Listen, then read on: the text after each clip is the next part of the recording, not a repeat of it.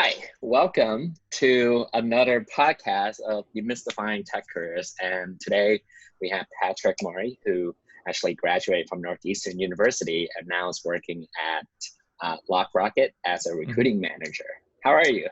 I'm doing great, adjusting to new work from home life for the foreseeable future, but no, so far so good. And yeah, happy to join. I've known of you guys for a couple of years. I actually met Joseph a couple of years ago back when I was at Level Up. So glad to see you guys are doing well and happy to chat.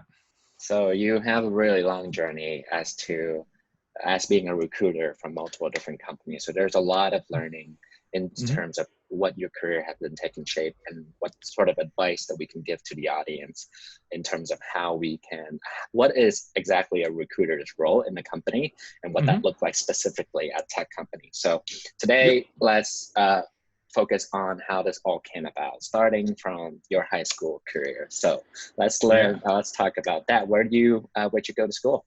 Yeah, taking it back. So yeah, I grew up on the South Shore of Massachusetts, a little town called East Bridgewater. My family had been there for a few generations. They're all immigrants. My great-grandparents all came over here from Europe, mostly different places. So settled there, and here I am 70, 80 years later. So my parents worked really hard, and I was lucky enough to go to a private high school. So I went to Boston College High School in Dorchester.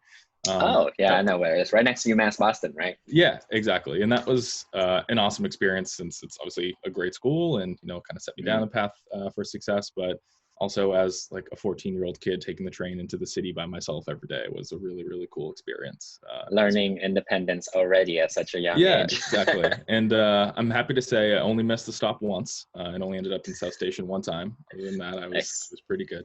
But no, I had an awesome time there. And like many people in high school, I had no idea what I was going to do when I left high school and went to college and beyond. And but yeah, I was always a pretty good student. And if I was taking a class or studying something that I was interested in, I would always get really, really wrapped up in it. I think I was always kind of a curious person. So I would take a chemistry class and be like, okay, cool, I'm going to be a chemist. And then the next semester I would take a philosophy class, be like, okay, cool, I'm going to go study philosophy and become the next great philosopher. So really didn't know what I was going to do, but just kind of enjoyed learning as much as I can. And that's a good mentality to have. Yeah, for sure. So at the end of high school, my senior year, when it was actually time to really start thinking about schools I'm going to apply to and what I'm going to study, I kind of narrowed it down to a few things. One, anything science related, again, just because I found it really, really interesting to learn something that at first seems almost like it's magic. Like, like compounds are created in physics and all these really interesting subjects where is obviously kind of a barrier to learn at first, but once you do, it feels like you've like unlocked some new element of nature. So I thought that was really, really interesting. Yeah, I mean, one of the blatant magic around us that we don't often notice is Wi-Fi. It's like connecting to something super invisible and we get all the technology in one place. So it's really, really interesting. Exactly. So just learning things like that, I always found interesting. So that was one thing. To journalism, actually loved writing. I love storytelling. I wrote for the school newspaper and always enjoyed like my English classes. So thought maybe that would be something I could explore in college as well. And then business was the third one, just because I found that was sort of one way to actually help create something that goes into the real world and touches people's lives in a variety of different ways. And also, when I started high school, that's when the last recession really hit. It was around 2008 or so. So, luckily I was in high school. It didn't impact me too much. I wasn't looking for jobs. Luckily, my family was all right. So, I was one of the lucky ones that wasn't impacted as much. But I think that put a thought in the back of my head. As a young kid, like I should probably explore something that creates as much opportunity as possible. So I'm not out on the street someday if another recession hits. So I think ultimately that's why I ended up with business, just because I thought that would open the most doors. I didn't really know much about business, if anything. Like to me, business was like Madmen, right? Just like people in suits, like selling stuff. But so this is your mentality still in high school, right? Like you thought that business was all cutthroat and people wearing suits and like it's not attractive at all. No, and I thought the people go into business like to make money, right? So that was just kind of my impression of it, which is it's not a bad thing. I think people Mhm. enjoy, wealth and success. But yeah, that was sort of my initial impression. But I thought also what comes along with that is opportunity. So Yep. I actually settled on business, but not before switching my major a couple of times. Actually, the summer before I started, I ended up going to Northeastern, as you mentioned. I actually switched between business and pharmacy like 2 times. So what made you decided to go to Northeastern? Yeah, great question. So a couple of things. One, I loved Boston. I love the city. Hmm. My choices narrowed down to either Northeastern or Villanova of Mm. Pennsylvania. Villanova is a great school. They actually won the national championship for basketball, what would have been my senior year of college, so kind of missed out on that. And my best friend growing up was going there, so it was a really tough choice, but I just wanted to be in a city. So went to Northeastern, and then also the big thing with Northeastern is the co-op program, which Yeah. we can definitely chat more about because that's kind of what really set me down the path where I am today. So I guess to briefly explain that, because Yes, we both went to Northeastern. So sure. co-op is essentially a long extended internship that is mandatory for almost every single student, and you Yep. take it at least 2 or 3 times in order to graduate. And this is Hmm. real experience that you get during college. And so Yep. that's why a lot of Northeastern kids graduate 5 years rather than Hmm. 4 years because of this. And it gave such a real world experience that right off the bat after you graduate, you just get jobs like that. Yep, exactly. And a lot of my friends thought I was crazy for going to college for 5 years, but I actually ended up finishing in 4 years. And in hindsight, I actually would have loved another year of college. It was a great time. Yeah, me too. Me too. Or I had known, I thought were popular, right? So I Which was like applied to. Apple, Google, and all that stuff, Yeah, right? exactly. So I remember I applied to GE, General Yep. Electric, and had an interview there, and I had to shave my beard for the first time in like 3 years and wear a suit, and I just felt totally like uncomfortable. And so ultimately, I did get an offer and accepted a role at EF Education in It's Cambridge. very good. Yeah, and I loved it. I loved travel, thought that was cool. The job was sort of like half customer success, account management, so working with a lot of people, being on the phone all day. That was something that was a lot of my comfort zone as So what well. was the objective of that co-op? Like, what do you need to do as being a customer success person? Yeah, absolutely. So helping both the travelers. So EF has a few different divisions. The division that I worked in was their educational tours division. So if your high school ever organized a trip to like Italy or Spain or somewhere around the world, chances Not are it was anymore. right. Hopefully soon. But yes, it was EF who is organizing those trips essentially. So we service both the parents and families that were sending abroad, as well as the schools and teachers and helping facilitate them. So I was helping both sides of that. So making sure the students and their families had all the information that they need. We had all the information we need from them to book their tickets, book their hotels, make sure we get them from point A to point B in one piece. And then with the teachers, making sure that they have all the information they need for their trips. And things come up, right? Sometimes you have to cancel because you can't go on the trip anymore, or you have to change some reservations, and kind of helping with that. So sometimes that was scary because you're getting screamed at on the phone sometimes by an Oh angry my parent God. who who Yes. wants all their money back because their kid can't So travel as a anymore. first time like professional person working at Yeah. this giant company, what is that like when you get yelled at? It was like, because I mean, a lot of people Yeah. is gonna have their first job where they screwed up or they just get things happen to them by Yeah. accident. How do you Mhm. manage to handle that? And what do you suggest? What's the advice to do this? Yeah, absolutely. So first off, it's terrifying being screamed at by a stranger, like for the first time. Like usually growing Yeah. up, you're getting yelled at by your parents or like friends or something like that. So, and I was that you're probably going to come out looking like you didn't win that encounter, but you have to remember that there's a business on the line. You are representing. You are the face of this business to this person, right? Like you are no matter how hard it is, you just kind of have to stay calm, take a deep breath, and it's not easy. Definitely not easy. Yeah. So, a few co-ops later, and then after you graduated, you're at what point when you were finally able to figure out what you wanted to do in your life? Yeah. Because you have a long series of recruiting experience. So Yeah. why recruiting? What makes it so exciting for you? Yeah, that's a great question. So that sort of tied into my second co-op. So I did my second co-op at Level Up, Mm, which was a like mobile financial payments development service. So we made an app where you could order ahead and buy food at restaurants and unlock loyalty and rewards points. yep. And then we also built custom apps for larger restaurant chains, like Sweetgreen, if you ever used the Sweetgreen app, like we built that. So Yep. when I interviewed there, I guess 4 years ago now, at a co-op, I was actually taking a sales class for one of my electives. I had Mhm. never really considered sales much as a career. Like grew up a pretty like shy, introverted kid, Yeah. and still am in a lot of ways. So I was like, yeah, Mhm. sales is definitely not for me. But the interview for this role was actually a mock pitch of their product, and Mm, the final test in our sales class was a mock pitch. So I figured, hey, good practice, right? I'll just go on the interview and see what happens.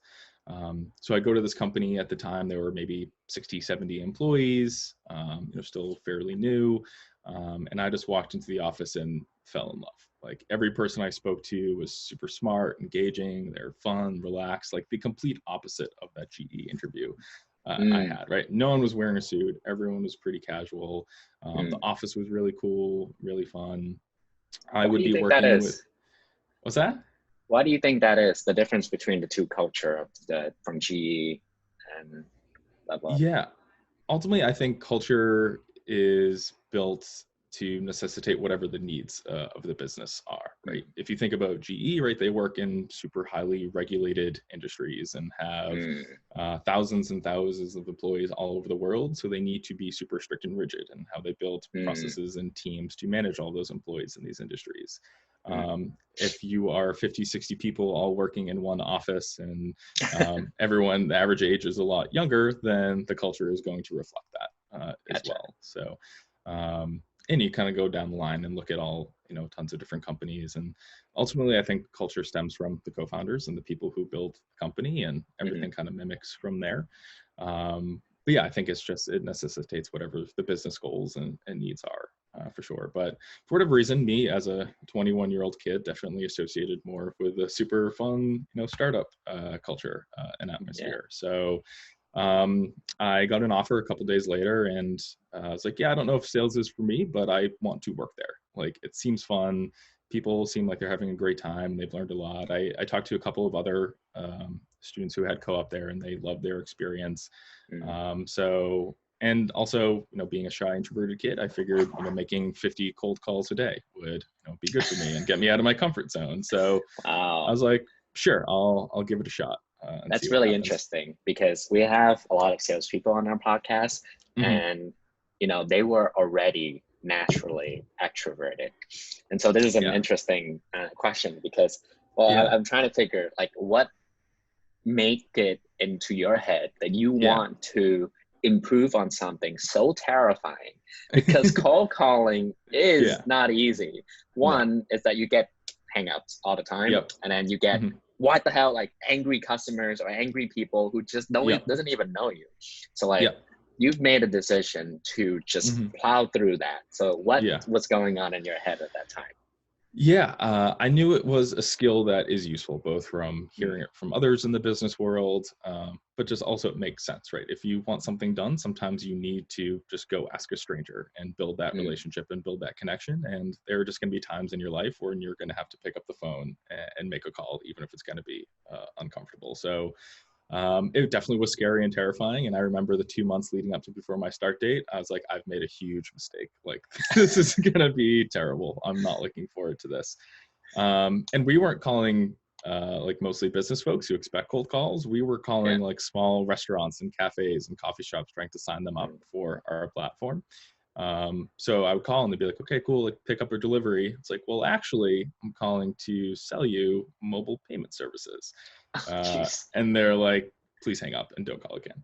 But no, it was a great experience. And yeah, kind of like to that extrovert introvert point, that's actually very interesting. I didn't know that at the time, but I guess now being Mm, in industry for a few years, I don't think you have to be one or the other, like to be in yeah. sales. I think both have their strengths and weaknesses.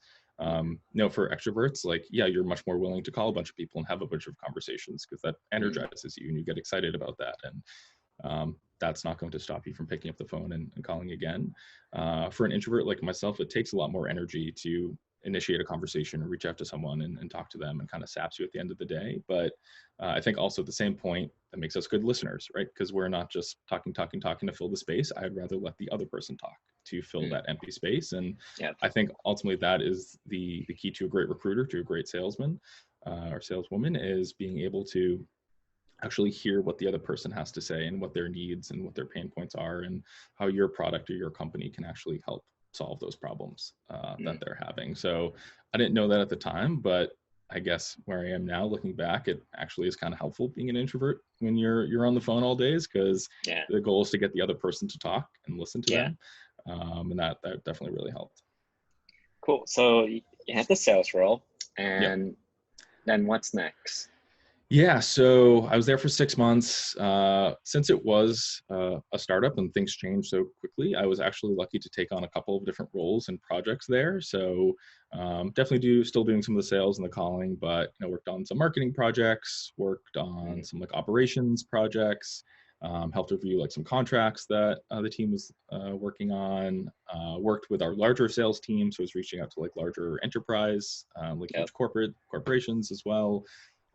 So over the course of 6 months, I got to have like 3 different jobs essentially, and just learned so much and had a great time there. So when I finished, I was like, yeah, I still don't know if sales is for me, but I know I want to be like in an environment like that, where I'm surrounded with good people and there's opportunities to take on different things and learn. So after I graduated, I was still in touch with the Level Up team, and they're like, yeah, you can come back and do sales if you'd like, maybe. But we also need help on the people operations team, which is HR, recruiting, facilities, IT, kind of all the internal operations of the company to keep things running. Again, I didn't really consider that, but I love the people on that team from my time working with them. They were awesome. And I'm like, sure, I wasn't really sure about doing what I was going to be doing at that co-op, but I had a great time. So let's jump in and figure it out. And very quickly, I kind of gravitated to recruiting. I think it's a different side of the sales and marketing coin. You're still selling and marketing, but it's not the product; it's the company as a whole.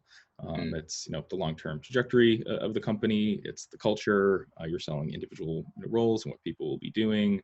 So I found that just as interesting of a challenge in a lot of ways, where I'm reaching out, engaging, speaking with folks looking for opportunities or not, and convincing them to look at opportunities, and just talking about how awesome of a place it was to work. So yes, started as a recruiting coordinator, which is sort of one of the entry level roles in recruiting. So that's kind of being the point person for all the candidates at a company. So scheduling interviews, answering questions, moving them through the process. And I was working with our director of talent who led the recruiting team. He left the company about 8 months in to me working there for another opportunity. So overnight, I essentially was the recruiting team. So yeah, it was a blessing in disguise, because I just basically became a recruiter because I had to, because there's no one else. So very quickly, I had to pick up kind of the full desk of responsibilities of a recruiter, and kind of. What was the difference between recruiting coordinator and a recruiter? Yeah, that's a great question. So a couple of things. One, you are having more in-depth conversations with candidates as a recruiter. So as a coordinator, it's mostly, coordination, right? Scheduling interviews, answering their questions, moving through the process.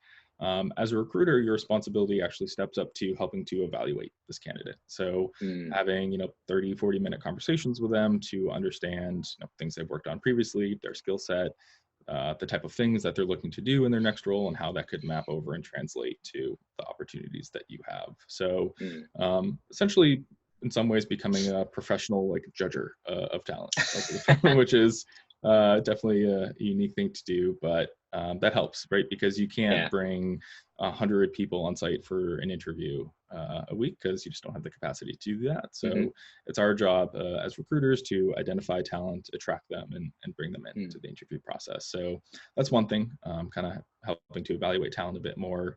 And then 2, managing the hiring team needs internally as well. So let's say, Tuan, you need to hire 3 salespeople for your team. As a recruiter, I would come to you and understand who is that ideal person you're looking for. what skills do they have, what experience do they have, what personality traits do they have, what are they going to be working on, what challenges they're solving, and then distilling that into some form of process to then go and find that person. So that's what I'm interested in hearing, because big picture, that's what you're doing. Let's zoom in on a nitty gritty. Let's give an example as to how you would go about reaching out and finding these people, what channels, what type of tools you use, because then now it get real concrete for the audience to really understand what it takes to be a recruiter and what exactly recruiters would be doing. Yeah, absolutely. And I feel like anyone who is on LinkedIn has probably been contacted by dozens of recruiters at this point. So they see the front end of that. But yeah, typically what goes into that. So I have that meeting with you, right, and understand who this ideal person is. And a lot of that is tricky to find on a piece of paper or a resume, right? You want someone who has tons of energy and is super bright and dynamic and can solve problems in creative ways. Well, everyone on their resume is going to say they're a great problem solver, but there's no way of actually knowing that, right? So what we can do is look at companies that are doing relevant work to what we're doing, right? So if someone is building a similar platform to you and they're working at their company, chances are they have some experience solving the types of problems that you're looking to solve, right? So that's one thing that we can do, is create a list of companies that we want to target from and find employees who have worked on those problems. Or have relevant educational experience, right? So if you need someone who has a chemistry background, then I'm going to look for folks who only graduated with a chemistry degree or have worked in some sort of chemical engineering company for 5 years, right? And have some exposure to those things. And then obviously, there are some keywords, right? If people list technologies that they've worked with on LinkedIn or a resume, that's easy, but you kind of have to get creative and think outside of the box there and kind of discover where the people are that you are looking for. And then, to find them, LinkedIn is obviously a big one. Right, it's professional Facebook. Right? It's where people put where they've worked and what skills they have and some interests that they may have. So that's usually my go-to for like compiling a list of folks that we want to reach out to. There's some other websites. AngelList is a great one. That's more like startup specific, and more like tech specific. So some good folks there for like the demographics that we're looking at. Stack Overflow is a site that's definitely more like engineering and tech focused, but also software engineers and developers on that website. So first you build the initial list of like, hey, here's the 200 people that possibly could do the job that you want them to do. Then the fun part, one of my favorite parts, is then actually getting in touch with these people, right? Because if you just send them a message that's like, hey, you have a great profile, let's chat, they're probably just going to ignore that unless they are really interested in your company or have heard of you before. You really have to get creative in terms of how you're getting in touch with people. That's the thing. Where the fun gets into it. Yeah, I mean, people don't reply, people ignore you. Like, how do you sell the company that you're doing in a much more creative way that would initiate a response? Because I feel like oftentimes there are people who have the skills. They have, they come from like an underserved environment or something like that, but they would be a perfect fit. And then when an opportunity, like say, for example, if you reach out to this person and say, hey, there's an opportunity presented for you and you are the perfect match for what we're looking for, they're just like, don't know what that means and just move on, right? And so, like, what are some of the ways that you would be able to get around that, or how can you get more people to respond to what you're offering? Yeah, great question. So kind of the first simple rule is just keep it simple and straightforward and be as descriptive as you can. So instead of saying, hey, you're a perfect fit, say why they're a perfect fit. Like, hey, you worked at this company, or I see you have experience with this technology, or if someone has a project online that they posted, say like, hey, I read through your project or your post, that's really interesting. We're actually trying to solve something similar here. Just point out something specific that shows that you actually took the time to think through why they may have. And a lot of the cases you have, right? You wouldn't be reaching out to this person if you don't think they would be a fit in some way. So you want to make sure you are actually highlighting why that is the case. So that certainly helps. And then two, getting creative. I've written poems before that I've sent to people. Mm. I have helped or had people help write like compliments for like apps they've built and put on like their GitHub profile or Mm. their website. We've had like our executives reach out as well, just because if Wow. the CEO of a company reaches out, you're a little bit more likely to Yeah. read the email than if a recruiter does, right? So once you kind of get the message and the Mhm. pitch, if you will, of the role, then you kind of have to get creative in getting people's attention to actually read that email or Mm. message, whatever it is. Mm. Now everyone will know what a recruiter They know have all to my go through. secrets. I know. I'm exposing all my The secrets poem now. part is very interesting. Yeah. That's pretty unique. The poem was good. So We did hire someone off that poem at Level Up a couple of years ago, and to this day, one of nice, my greatest achievements, I think. nice, Yeah. nice. So you're at LockRocket now. Yes. Tell me, is there a difference between different type of companies, right? So Yep. I'm pretty sure the culture is different, Mhm. but in terms of skill set and stuff like that, is it always transferable, or is there certain things that needs to be adjusted when you move from the Mhm. same role but Mhm. to a different company? Yeah, 100%. So I've recruited for 3 different companies now, and they've all been pretty unique in their own way. And Mm. how people operate, what sort of traits successful people have in those companies. Obviously, the work itself is different, right? Like just Yeah. tactically, the things you are doing are different at those companies. But when it comes to myself and when I'm recruiting and looking for people, the traits and skills, those are easy, right? Mm. Not easy, like you still have to find those people and attract them, but it's straightforward, right? Yeah. Understand what technologies they need to have, the problems that they're solving, what experience helps in that. The tricky part is really honing in on the traits that make someone successful in those Mm. companies. Someone who was really, really successful at Level Up may not be as successful at LogRocket. To Yeah. no fault of their own, it's just work is different. People Mm. think differently, people communicate differently, the problems we're solving are different. So it really is kind of finding the right match. So that's what we have to adjust to as recruiters is understanding what an ideal log rocketeer, we call it, Mm. would be, right? How do they solve problems, right? Are they super thorough and want to take 2 weeks to make a decision, or they understand we're a small company that moves really fast, so they can digest data really quickly and make a quick decision and Mm. kind of solve it from there if it works or if it doesn't work. At other companies, you may have the time to take 2 weeks to make a decision, and some people just work better in that type of environment, right? So just finding what types of people are the most successful, that's kind of the biggest adjustment. So something I'm curious about, because part of the thing is that we know from people who live in underserved communities, not a lot of them have jobs at startups and tech companies. Yep. A lot of them ended up working at financial institutions or more of a big corporate type of companies.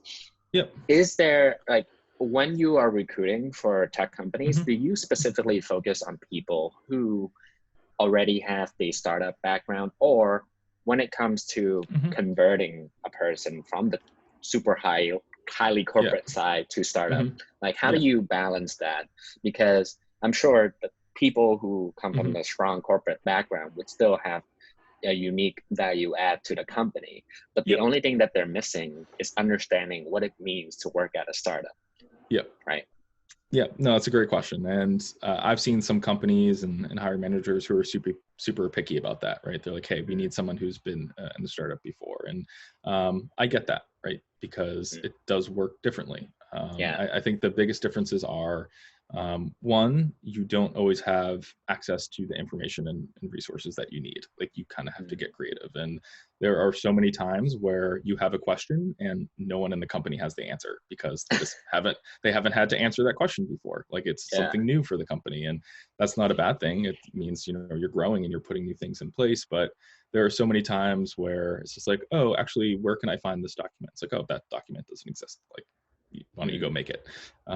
So you kind of have to like get creative and make things up as you go along sometimes and figure things out. And I think the other thing is people have lots and lots of responsibility and are just super busy all the time. And I think LogrockIt is definitely past the point of a startup where you have to work like 60 hours a week just to get by. I think a lot of smaller startups, you may have experienced this at some point, right? Yeah. Like there's definitely a stage where you just have to work day and night to get things off the ground and get them built.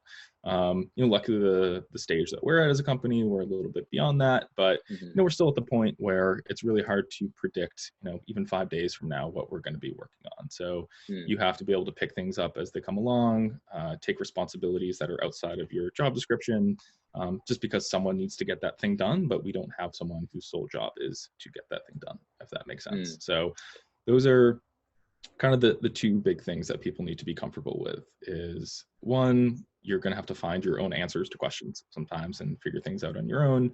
And two, you're going to have to probably stretch yourself out of your job description sometimes to solve things as they come up, if you want to be successful, help the company become successful. So those things, those can be learned, right? You don't have to have worked in the startup to figure those things out. And guess what? Everyone works for their first startup at some point, right? Everyone has learned these things and figured it out. So it's definitely possible. But one, if you are applying to a startup or want to get up into the startup world or into the tech world, you kind of have to know that going in, and make sure you're comfortable with that. And if you are comfortable with those aspects, make sure you get across that you've either had some experience with situations like those. Like even if you're at a big, huge corporation that has everything figured out, there definitely is a time where you've had to figure something out by yourself, or you've had to go the extra mile to finish a project on time. So talk about that and highlight that experience that you've had. Don't say, hey, I actually need everything answered for me, or I don't like to work more than 40 hours a week. And that might be fine. I don't judge if that's the case, but then a startup's just probably not for you. Oh my God. So that's one of the things that's very interesting too, is that people who are so used to working at big corporations, they're clocking in and clocking out. Yeah. Like in startups, you don't clock in, you clock out. I did the same thing at my first co-op. 9 a.m. I started, 5 p.m. I was out the door. Yeah. Exactly. And one of the things that's interesting is that from my understanding of like a startup is a we mentality for the most part, where every people on the team is so important and so cohesive that they're trying to strive towards a goal. Everyone's on the ship. You can't clock in, clock out, in a sense that if you completely drop the ball on something, then it affects everyone else. Yeah. Right. Yeah. And so it's almost as though you don't have a committed work hours. You just need to achieve your goal one way or another. Right. Yeah. Exactly. And if you meet the goal, then you're a successful employee. Yeah. No, 100%. And, that means sometimes you do have to work around the clock some days, right? Like right now, this is definitely a unique time for our business because we're all remote for the first time ever. Typically people are in the office most days. So for now, we actually have some new hires that we're onboarding next week, and we have to figure out how to remotely onboard a new hire and make sure they get all the training and resources that they need. So I'm working throughout the day, and then at night I'm trying to put together onboarding plans to make sure that people next week have all the resources that they need and feel welcome. So it's not a bad thing. I'm excited about it because I believe in our mission and our company, our team, and someday hopefully we're a big evil corporation ourselves, and we'll look back and smile on these times. I think part of the thing that's interesting is that now companies are growing that won't have the conception of the evil in this aspect, unless you're Facebook. But anyways, but it's sort of like you're trying to instill a sense of fulfillment in the career of these people. So that enabled the working over hours without the additional pay, right? And so how do you essentially instill that sense of fulfillment to the candidate themselves? Because when you're switching from a corporate person over, you're just like, you're not working for the money anymore. You're working because you wanted to work, because you want to spend your time here. So how do you essentially, I guess, convince that the roles at the say LockRocket would actually make the sense of fulfillment met?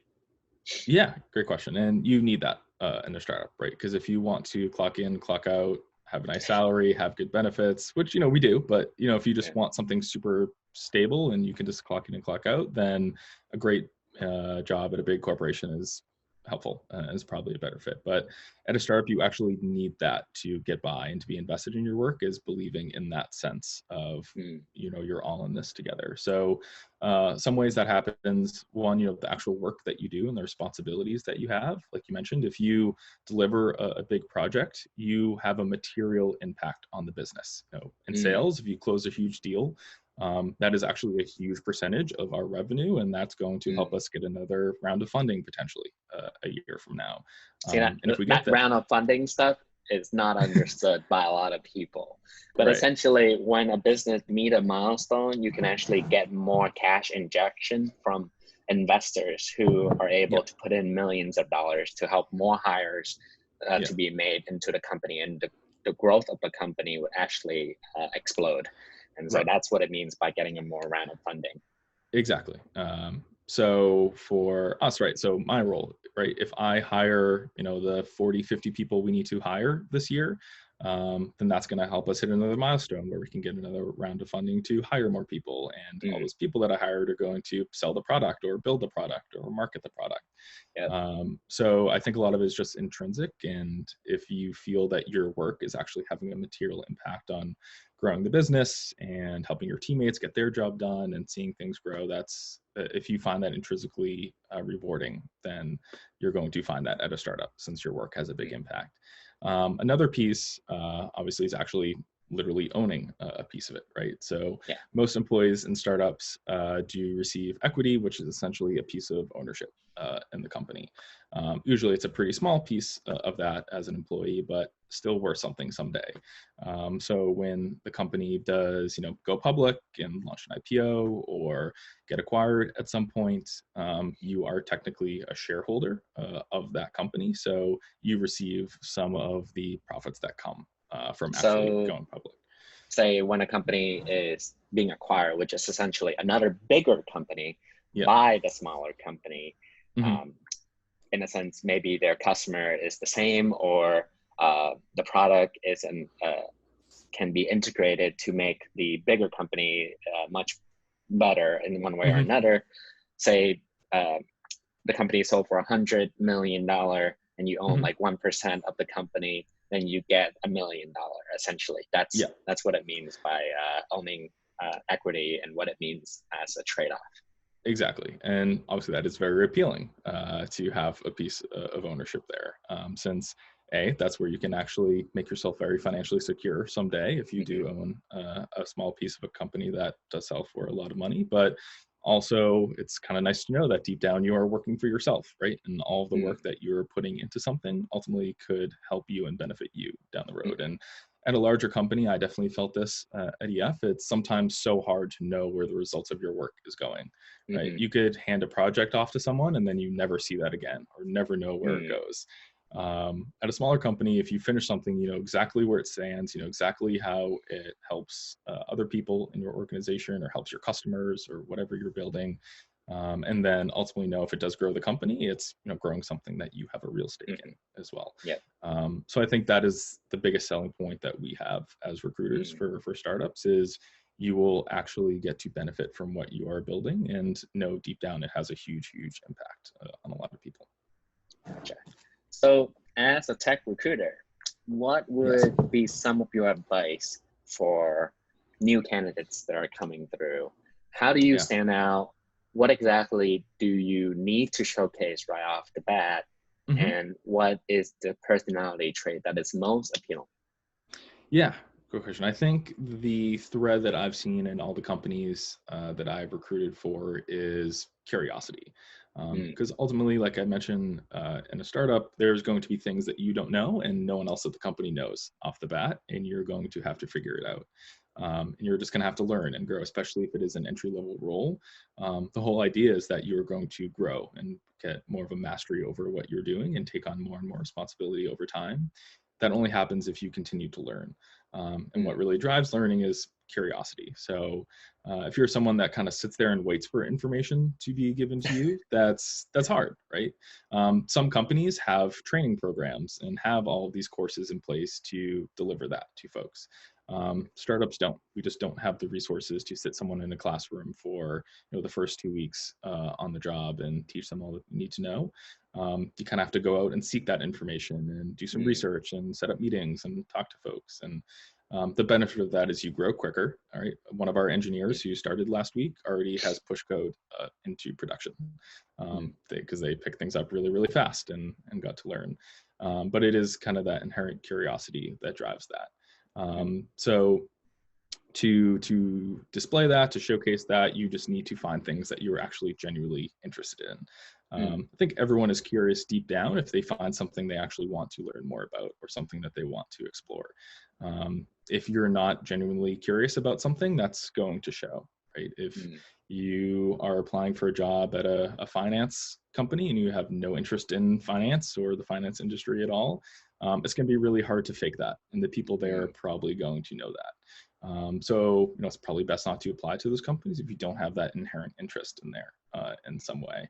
And that's not to say that you need to, go and find your dream job right away, but whatever company you are applying to, you need to find some aspect of that company or that role or that team that you are actually curious about and want to learn about.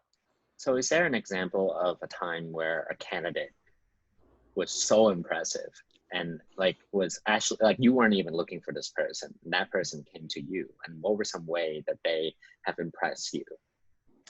Yeah, man, that's a good one. We've had a couple ones.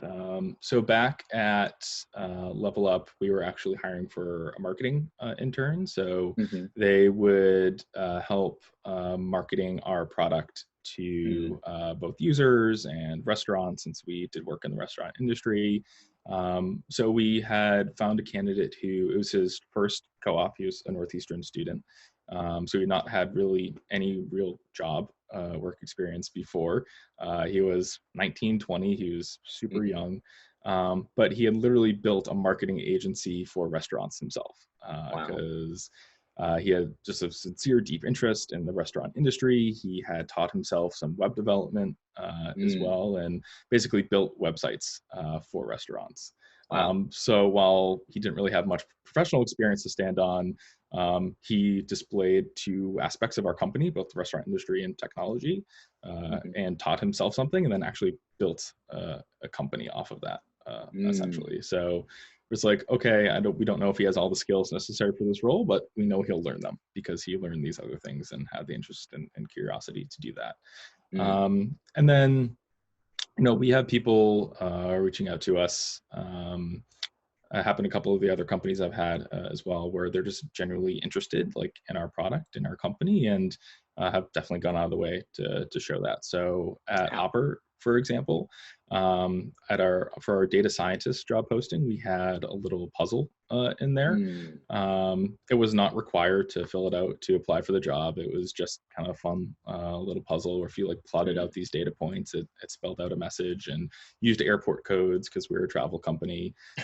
So many people who had years and years of experience would just glaze over that and just I don't need to solve that puzzle. I'm just going to apply for the job. But then we had people who just recently graduated from school or a boot camp or looking to make a career switch, and they actually took the data set, completed the puzzle, put a presentation together, and sent that over to us to take a look at. And well, obviously they have to go through the interview process and show they have the requisite skills to perform the job. 100% we're going to give them a chance to demonstrate that. If they had solved that, where otherwise if someone had recently graduated from school and doesn't have tons of experience, we probably just don't have the capacity to interview them right now. But they went that extra mile to actually demonstrate that they will put extra effort in, and they were curious enough to explore this data set and see what was in there. So it's obviously hard and a grind sometimes to get that entry level role, for sure. I felt it looking for co-ops, and even before going back to Level Up after I graduated, I applied a few other places and got shot down. It's not easy to go through, but you kind of a recruiter getting rejected. It's great. It's it's good to be on the other end of it sometimes. But But no, I think those are a couple of examples there where, if it is possible to, put some work together, and, that's hard if you are already working or if you have a family that you're taking care of. Like it's difficult to find that extra time, but that is one way you can actually really stand out and at least have an opportunity to present yourself. Gotcha. So is LockRocket hiring? Yes, right now. 100%. Cool. That's hiring. Some pretty impressive growth. So this time last year, LogrockIt was probably around 20 employees or so. Wow. They had just closed their Series A funding, which is kind of like your initial big fundraise. So from there, hiring really started to accelerate. I joined last fall, so around like October or so. At that point, they were around 45 employees. We're now a little over 60 and shooting to be somewhere, I think, like in the 90s by the end of the year. So yes, we will definitely be hiring for the foreseeable future. So if you're looking for a job, look up LockRocket and watch this. I mean, if you're listening to the podcast, you know all the tips that you need to showcase in order to get a job there. Yeah, please reach out. We are actually, we'll be hiring for entry-level sales roles. So sales development representatives, SDRs, is what we call them internally. You probably have seen them referred to as like BDRs elsewhere, business development representatives. But yeah, essentially they're on the front lines of our sales and marketing efforts. So a lot of people, like we had discussed, kind of associate that with just cold calling and making cold calls all day. But that's just like saying like a software engineer just types on their keyboard all day, right? Like there's so much more to it than that. So, when they get in touch with these people, they're selling the product and building relationships, and they're going to conferences all over the country, not now, but typically we go to about 20, 30 conferences a year, and our SDRs are going and meeting with folks and bringing in new business and, strategizing who we're going to target and what people are the right people to contact in these organizations. And then growing from there. We've already had 2 of our SDRs be promoted into closing roles as well over the past year. So we'll be looking to grow this team throughout this year. So if anyone is out there looking, please let us know. It is, I mean, if you listen to the whole thing we had here, I mean, Patrick took a sales role and have just evolved from that. And the sales role gave so much experience in terms of developing your people skills, persuasion skills, and the ability and resiliency for the most part. A lot of rejections, and you get to grow from that. And this whole your journey, I think to summarize it, it consists of, starting in high school, a lot of curiosity. You just pick things up and you get super interested into multiple different things. And when you got into college, you were just curious about figuring out how to best gain the experience, diving into roles that you think is hard, but you value the challenge and the learning that you get from it, like the sales role. And then slowly and eventually you fell into the roles that you love most, which is interacting with people and helping them to be a part of an organization that you also believe in. And I think that is so, I mean, it's a lot of people would have that personality trait at the very beginning, but haven't seen it play out in such a way that has been so successful like you. So, I mean, there's a lot to learn here, obviously. And so I guess for the last thing, the last piece of message is if you have anything to say in regards to, I guess, the current COVID-19 situation, anything, any advice on people who are working remotely and suggestions for people who, I guess, are looking for jobs right now? Yeah, great question. Definitely a difficult time, and kind of, again, a theme. We're all learning how to deal with this each and every day, for sure. So some things that we're doing now, making sure we have lots of, touch points with team members here. So we actually set up like lunch meetings. So we have like lunch groups where we eat lunch together over video chat a few times a week. We'll do some remote activities. So we had like a show and tell with like our pets last week. So everyone showed off like tricks that their cats and dogs can do. We're playing like remote Pictionary later this week. So a lot of it is goofy, but you kind of just have to do that to, kind of get virtual FaceTime with everyone in the company. If you use like, Slack or some service like that, Obviously just be active, ask questions, reach out to people, check in, start informal chats. Just kind of good to build those bonds. And yeah, now is a time where we really are focusing on making sure we have a good grasp on folks in the company, how they're feeling, and making sure they have everything they need to be successful. Recruiting, we're still, trudging ahead. Obviously difficult. I think people are a little bit more risk averse in times like this, and rightfully so. So I think a lot of people are a little bit more hesitant to switch jobs and look for new opportunities, but also there's a lot of people who are sitting at home and maybe have a few extra minutes to actually jump on a call and talk with us. So, we're still reaching out and trying to find talented folks, and make sure if we do make a hire, we're setting them up for success here. If you're looking for a job, definitely still reach out to folks. Same thing, I'm on my couch working all day. Reach out to me on LinkedIn. I'll have a quick chat and speak with folks for sure. Some industries. I think the market, it's going to be super competitive right now for a lot of candidates. So what is just some of your tips to stand out right now? Yeah, unfortunately, one of the impacts on this is there are probably going to be some industries and companies that are hit, and there's going to be some layoffs, or companies are going to slow down and people look for other opportunities. I think it's same as always, be authentic, show your message, try and highlight your people. We're trying to put together some content of, like employee spotlight blogs and some thought leadership to, show off the people that we have here, because we do really, really have an awesome team, and we want people to be able to see that. So definitely we'll be working on that. And just try and get in touch with as many talented folks as we can, and we'll see what the next few months hold. I think we'll kind of play it by ear and see how it goes. But luckily for us, our business, I don't think will be hit too bad. Our product works pretty well remotely, and people are still building software and need tools to make sure it's working well. So unfortunately, there are some industries that may be hit a little bit harder. So if you are looking for a job, maybe it's a good chance to kind of look at companies and industries that have long-term power in a market that can kind of hold in times like these. So we'll see. But if anyone has any questions, if anyone needs to talk through this, I'm always all ears. Cool. Well, this has been wonderful, Patrick. Thank you for sharing your journey and your tip and advice, and actually explaining it like a 5-year-old to a 5-year-old. And so there's a lot of complex concept that has been broken down to really figure out what exactly is the benefit of working at a startup and your role as a recruiter. So this has been very valuable. So thank you so much for doing this. Yeah, thank you as well, Ton. I really appreciate it, and hope you and yours stay safe and healthy out there. And we'll chat soon. Cool. All right. Have a good one. All right. Take care.